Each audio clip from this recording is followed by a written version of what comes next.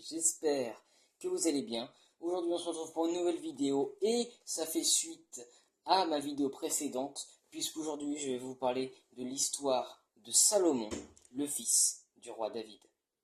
L'histoire du roi Salomon est fascinante et regorge de leçons profondes. Sa vie, telle que racontée principalement dans les livres de Un roi et Deux chroniques, éclaire à la fois la sagesse, la gloire et malheureusement les dangers du cœur humain face à la prospérité. Mais, chapitre 1, l'ascension de Salomon, fils de David. Fils de David et Bethsabée, Salomon accède au trône d'Israël après de nombreux rebondissements dynastiques. Loin d'être un choix évident, Dieu le confirme par l'intermédiaire du prophète Nathan.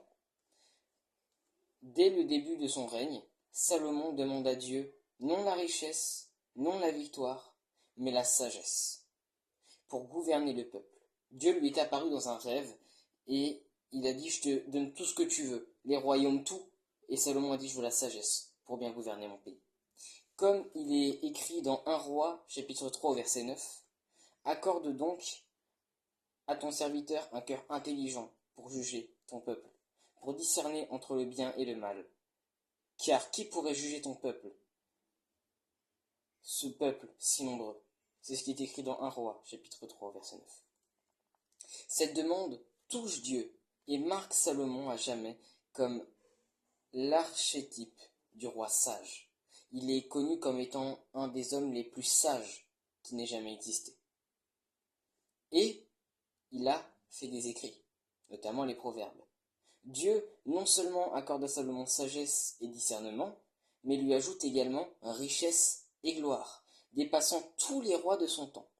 La Bible mentionne que Salomon a composé des proverbes, des chants et prononcé de nombreux jugements célèbres.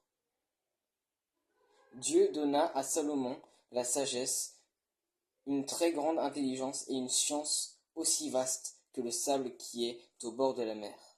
C'est ce qui est marqué dans 1 roi, chapitre 4, au verset 29. Les écrits du livre des Proverbes, les Cantiques des Cantiques et celui de l'Ecclésiaste lui sont traditionnellement attribués. Sa célèbre décision devant les deux femmes réclamant la maternité d'un enfant illustre la profondeur de sa sagesse. Dans 1 roi, chapitre 3, versets 16 à 28, où il dit, voilà, coupez l'enfant en deux, et à ce moment-là, il y en a une qui fait, non, c'est pas le mien, c'est bon, laissez l'enfant vivre. Le peuple de Jérusalem est l'apogée du roi David. Et l'apogée du royaume, excusez-moi. Salomon réalise un des grands rêves de son père David, bâtir le temple à Jérusalem, demeure permanente de l'arche de l'alliance et centre de la foi pour Israël. Quant à cette maison que tu es en train de bâtir, si tu marches dans mes prescriptions, si tu obéis à mes ordonnances, et si tu observes tous mes commandements en y marchant, j'accomplirai envers toi la promesse que j'ai faite à David, ton père. Ce que nous pouvons lire dans 1 roi, chapitre 6, au verset 12. Son règne connaît la paix et une prospérité sans égale. La reine de Saba vient lui rendre visite pour entendre sa sagesse et admirer ses réalisations. C'est ce que nous pouvons lire dans 1 roi, au chapitre 10. La chute de Salomon et le risque du compromis. Malheureusement, la vieillesse de Salomon est entachée par son attrait pour les femmes étrangères et leurs dieux. Il se détourne peu à peu du Seigneur, construisant des hauts lieux pour d'autres divinités, ce qui déclenche la colère de Dieu. Car lorsque Salomon fut vieux, ses femmes inclinèrent son cœur vers d'autres dieux, et son cœur ne fut plus tout entier à l'Éternel, son Dieu, comme l'avait été le cœur de David, son père. C'est ce qui est marqué dans 1 roi, chapitre 11, au verset 4.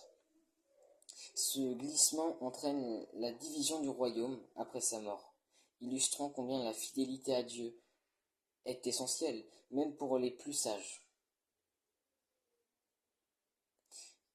Et maintenant, je vais vous parler du lien entre l'Ancien et le Nouveau Testament par rapport à cette histoire. Jésus mentionne Salomon à plusieurs reprises, soulignant à la fois son prestige et ses limites. La, la reine du Midi se lèvera au jour du jugement avec cette génération et la condamnera, parce qu'elle vint des extrémités de la terre pour entendre la sagesse de Salomon. Et voici, il y a ici plus que Salomon. C'est ce qui est marqué dans Matthieu chapitre 12, au verset 42. La sagesse de Salomon préfigure à celle du Christ, véritable sagesse incarnée. Dans 1 Corinthiens chapitre 1 au verset 24, il est écrit « Mais là où Salomon a failli, Jésus demeure parfaitement fidèle, manifestant la plénitude de la volonté du Père. » Voilà, Salomon a fait des erreurs, il n'était qu'humain, mais Jésus est parfait, il n'a jamais commis ne serait-ce qu'une seule erreur. Trésor caché et analyse linguistique. Le nom Salomon vient de Shlomo, lié à Shalom, qui signifie paix ou plénitude, mais la désunion postérieure de son royaume montre que la paix véritable ne vient que de l'union profonde avec Dieu. Les mots hébreux utilisés pour la sagesse, chokma en hébreu, englobent à la fois le savoir, la compréhension pratique et la piété pour Salomon. Tout au dépend du cœur. Si tu veux approfondir un aspect plus précis de la vie de Salomon, fais-le moi savoir.